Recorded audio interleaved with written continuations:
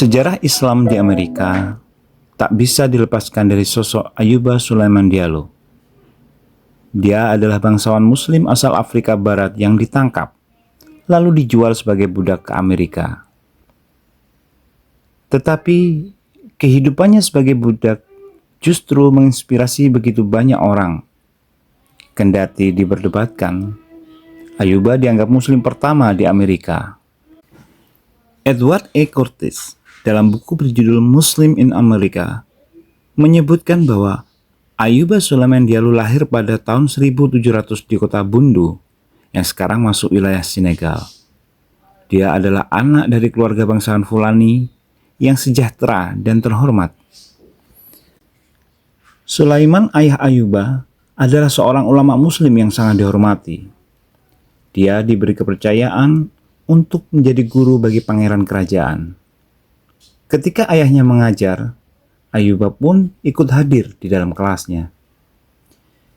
Di tengah kehidupan istana dan dikelilingi oleh para ulama terkemuka, Ayuba sudah sangat hafal seluruh isi Al-Quran pada usia yang sangat muda. Dia adalah seorang hafiz. Dalam catatan sejarah lain dituliskan, Ayuba berusia 15 tahun ketika hafiz. Di saat yang sama, dia juga telah menguasai fikih mazhab Maliki. Dengan kemampuan seperti itu, tak heran Ayuba diberi kepercayaan untuk membantu tugas-tugas ayahnya sebagai imam.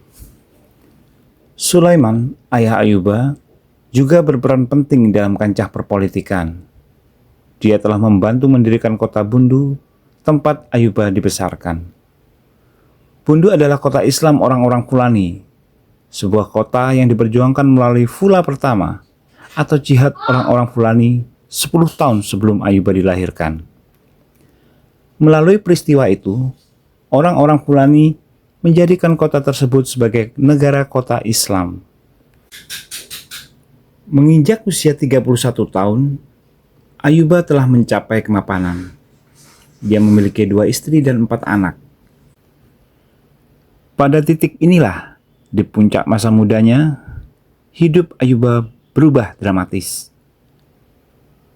Pada tahun 1731, dia melakukan perjalanan dagang ke Gambia di pantai Atlantik, di mana Portugis dan Inggris telah mendirikan pelabuhan komersial. Ayuba datang dengan seorang penerjemah bernama Lomin Yos. Dia bermaksud membeli kertas dan menjual 2 budak. Secara tradisional, orang-orang Fulani sebenarnya terbiasa membeli kertas dari Afrika Utara dan Timur Tengah. Tetapi sekarang kertas itu dapat dibeli dengan mudah dari orang-orang Eropa. Namun, tidak semua orang ini menggunduli kepala Ayuba dan memangkas habis janggutnya. Setelah itu, Ayuba dan penerjemahnya, Lomin Yos, dijual kepada Kapten Pike, pedagang budak asal Inggris pada 27 Februari 1731. Ayuba memohon dengan amat sangat kepada Kapten Pike agar dilepaskan. Dia memberitahu bahwa ayahnya akan menebusnya. Akhirnya Ayuba berhasil menulis surat kepada ayahnya untuk menjelaskan apa yang sebenarnya terjadi. Surat itu akhirnya sampai di Bundu, dan setelah membacanya, sang ayah mengirim beberapa budak untuk menggantikan anaknya. Sayang, semuanya terlambat. Kapten Pike sudah berlayar ke Amerika dengan Ayuba di dalam. Toy memberinya nama baru Simon. Ini merupakan cara umum digunakan pemilik budak untuk menghapus identitas dan asal-muasal si budak. Namun Ayuba ingin mempertahankan identitasnya. Sebagai ganti, dia memilih nama untuk dirinya sendiri, yaitu Job bin Solomon, yang merupakan terjemahan dari bahasa Arab Ayub bin Sulaiman ke dalam bahasa Inggris. Ayuba tampaknya ingin berusaha mengatakan kepada tuannya bahwa dia akan tetap bersabar sebagaimana Ayub dan bermartabat sebagaimana Sulaiman. Dan memang itulah yang dia lakukan. Segera setelah tiba di Amerika, Ayuba dipekerjakan di ladang tembakau. Pekerjaan ini terlalu berat baginya, hingga akhirnya dia jatuh sakit. Ayuba mengeluh kepada tuannya bahwa dia tidak cocok dengan pekerjaan semacam ini. Melihat Ayuba memang memiliki keterbatasan dalam tenaga, Tolstoy kemudian memindahkan Ayuba, yang kini dipanggil Job, untuk mengurus hewan ternak sapi. Pekerjaan Ayuba menjadi ringan. Meskipun tuannya mungkin tidak menyadari, namun Ayuba menikmati pekerjaan barunya itu. Beternak sapi adalah pekerjaan tradisional orang-orang suku Fulani di Afrika.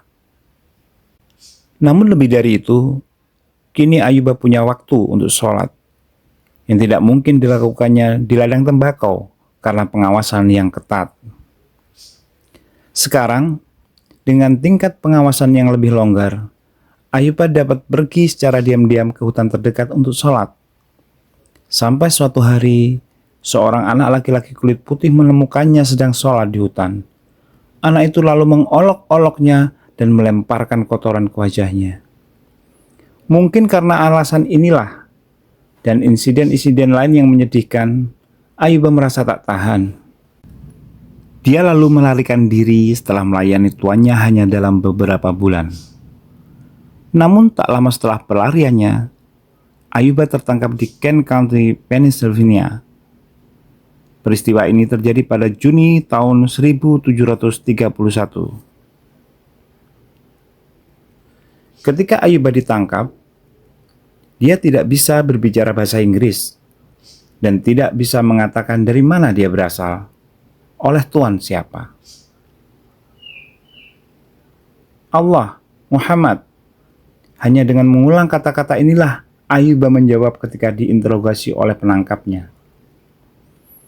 Ketika berhadapan dengan situasi yang tidak diketahui dan berpotensi berbahaya yang tidak dapat dia kendalikan, Ayuba menyerahkan segala sesuatunya kepada Allah dan menegaskan keyakinan Islamnya. Dia menjadikan syahadat sebagai definisi keberadaannya sendiri tentang pribadinya. Apa yang dia lakukan pada saat itu tepat, karena pada akhirnya iman dan pendidikan Islamnya lah yang akan menyelamatkan, membebaskannya dari perbudakan. Akhirnya, setelah mengalami kendala bahasa, seorang Afrika yang mengerti bahasa Ayuba dan bahasa Inggris ditemukan. Dia menjadi penerjemah bagi kedua belah pihak. Setelah mengetahui asal-usul Ayuba, pihak keamanan menghubungi tuan pemilik Ayuba, Tolstoy, dan sambil menunggu dia datang, Ayuba ditahan. Bagaimanapun di dalam penjara, Ayuba menjadi sangat terkenal karena memiliki kemampuan menulis dalam bahasa Arab dan berasal dari garis keturunan bangsawan Afrika. Berita ini menyebar hingga keluar penjara dengan sangat cepat, hingga akhirnya menarik perhatian seorang pengacara bernama Thomas Blood yang sedang berada di daerah itu. Thomas juga seorang pendeta Anglikan dari organisasi keagamaan yang bernama Anglican Society for Propagation of Gospel. Setelah menghabiskan waktu bersamanya, Blood menyimpulkan bahwa pemuda ini jelas-jelas bukan budak Afrika Amerika biasa. Sebagaimana dikatakan oleh Blood, setelah kami berbicara dan menggunakan bahasa isyarat kepadanya, dia menulis 1 dan 2 baris di hadapan kami, dan ketika dia membacanya, mengucapkan kata-kata Allah dan Muhammad, yang mana dan dia menolak segelas anggur yang kami tawarkan kepadanya. Kami menduga dia seorang Muhammadan, tetapi tidak dapat memperkirakan dia berasal dari negara mana atau bagaimana dia bisa sampai ke sini, karena dengan pembawaannya yang ramah dan ketenangannya yang terpancar dari wajahnya, kita bisa melihat bahwa dia bukan budak biasa. Di kemudian hari, Blood menulis buku biografi Ayuba yang berjudul Some Memoirs of Life of Job, the son of Solomon, the high priest of Bunda in Africa, who was a slave about 2 years in Maryland. Reputasi baru Ayuba ini mungkin mempengaruhi Tolstoy ketika dia mengambil Ayuba dari penjara dan membawanya kembali ke perkebunannya. Dia memperlakukan Ayuba dengan lebih lembut. Beban kerjanya diringankan, dan dia bahkan diberi tempat khusus untuk sholat, di mana dia bisa sholat tanpa gangguan.